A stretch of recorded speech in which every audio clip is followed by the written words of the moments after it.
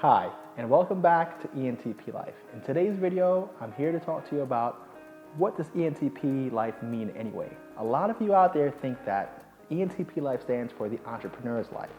And even though that's what it may seem like, it's really a nod to my Myers-Briggs personality type. And I really wanted to make a channel that highlighted this personality type to give the public a real example of what it's like to be an ENTP. Now, for those of you out there who aren't familiar with the Myers-Briggs personality types, there's 16 personality types that every human being falls into. For those of you who don't know your Myers-Briggs personality type, I think the best thing that you should do before even continuing with this video is click away, take your Myers-Briggs personality test, and let me know in the comment section below what your personality type is and what you thought about the results. Now go on over to 16personalities.com and take that personality test before you continue on with the video.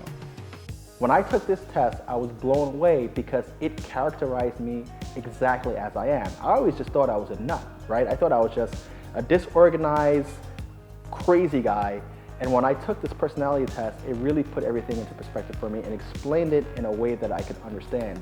It showed me what my common traits are, my strengths, my weaknesses, how I am in relationships, how I am with my friends, how I am with my family, and what I should avoid that isn't really conducive to my personality type, what personality types I really work with. And this tool is something that I actually use in my company when screening employees and when putting together teams to work on projects. Because every personality type has their gifts and every personality type has their precursors. And this channel was really meant to highlight that. Now, people with the ENTP personality type are often described as innovative, clever, and expressive. ENTPs are also known for being idea-oriented, innovators, visionaries, and debaters. One kind of popular ENTP that you guys might know or might be able to identify with is Tyrion Lannister on Game of Thrones. He is the quintessential ENTP. He has, a broad sense of knowledge in a lot of different areas, the gift of gab, and is actually really good at motivating and dissecting and really seeing the big picture of things. But he also lacks focus. He's always drinking and whoring and, kind of interested in too many different things that he may fall off or I guess lose his course. Now, I had another channel here on YouTube. Actually, the channel is called Cooking Up. It's a channel that's focused on cooking. And I started to realize that, hey, you know what? I'm not this one-dimensional person who only has an interest in cooking. I want a channel where I can just talk about whatever it is that I want.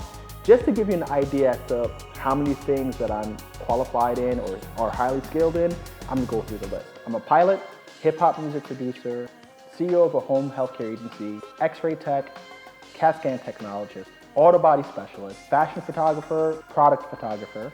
I founded a fashion technology company called StyleScan. If you guys even Google StyleScan, it was a fashion social network that allowed people to post images and categorize them by brand category and color, and YouTube personality, just added to the list, okay? And what happens with me as a person is that I take interest in a lot of different things. And I'm able to also, in my mind, connect all these different things and make them almost related. I could almost create an analogy for anything. And so many things function on the same principles or the same rules.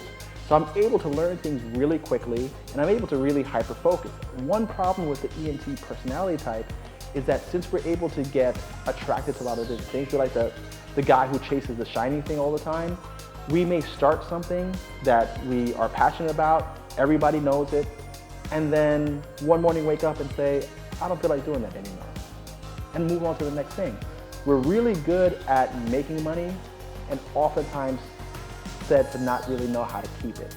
And I can see where that's true, is because when we're passionate about whatever it is, we go in, we're able to say, okay, I have this passion project, I also know how to monetize it, etc. But since we're so horrible at maintenance type work and repetitive work, that once it gets to be routine and mundane, we would rather kill ourselves or lose all of our money, everything that we invested, just to avoid doing the repetitive work. So how has that affected me in my personal life or in my business life?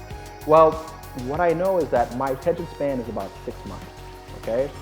So if I'm gonna be starting a new business, or a new project or whatever the case may be, I know that it needs to get to the point of stability where I'm able to hire people to continue to run it, or I don't do it, right? If that can't happen in 6 months, I don't even get myself involved, because I know that I'm not the type to stay with the same work for 2, 3, 4 years building organically. No, whatever I get myself into has to be able to scale to a point that it's able to run itself within 6 months, or I'm able to hire employees at that 6-month mark and be cash flow positive and continue to grow that out. If it doesn't have that potential, I absolutely know that it's going to end up crashing and failing, because I'm not going to be that interested beyond that.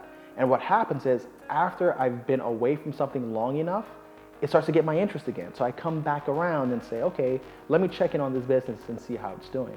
And what I do now that's really good for me is that the businesses that I do get myself involved in, I'm looking at setting up the structure in a way that at that 6-month mark, I'm able to kind of move on to something else. But I do come back around and set a plan for the employees who are in place, who are working, who are pushing the idea further, who can even work better than me. They may not be as innovative, they may not be as clever, they may not be able to find the hacks in that industry, but they're able to execute on their original plan and what's working. And then when I have the new innovative idea and the new thing that I want to layer on top of that existing business, I come back around, talk to my management team, get them motivated again, and do it all over again. And by doing things that way, I'm able to move from one industry to the next, and continue to innovate and continue to grow without imploding on myself.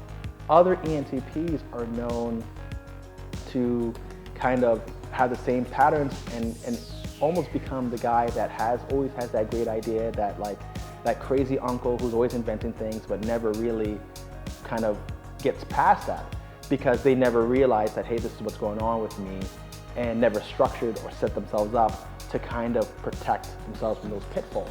So if you're an ENTP personality type and you've been struggling with consistency, guess what? That's totally normal for your personality type. What you need to do is pair yourself up with the ESFJs of the world. These are the workers, man. They're the ones that you just give them a recipe, you give them the plan, they'll do that every single day and take pride and joy in that, right? I've had partners and a lot of employees who are ESFJs, and we work really well together because they're able to take my direction, take my orders, take my plan, and execute them. We also work with some of the other personality types really well that kind of supplement where we're weak. So in taking that personality test and figuring out what your strengths and weaknesses are, you're going to be in a better position to know what the characters are going to need to look like, or who they're going to need to be in order to have success in whatever it is that you're working on. So I hope that explanation into the ENTP personality type really helps you understand, one, why the channel is named what it is, and two, that your personality type is something that is hardwired in you, and that if you understand it and you know the positives and negatives of that personality type, that you're going to be able to go out there and put together the best possible team around yourself so that you're able to execute at the highest level possible. You need to know what your strengths are, you need to know what your weaknesses are, and you need to be able to supplement for those weaknesses so that you have the best team possible. Now, if you've enjoyed this video, please let me know by hitting that like button. Don't forget to subscribe. And I really want to hear back from all you guys out there. Write in the comment section below. All you INFJs out there, you guys are my soulmates. So if you're an INFJ, please let me know in the comment section below. I'd love to talk to you. We always have great relationships. We always have great conversations. INFJ and ENTPs are like the yin and yang of the Myers-Briggs world. And we're both very rare personality types. So it's always nice to come across you INFJs. So if you're an INFJ, let me know. Love to chat with you. Thanks again. Take care.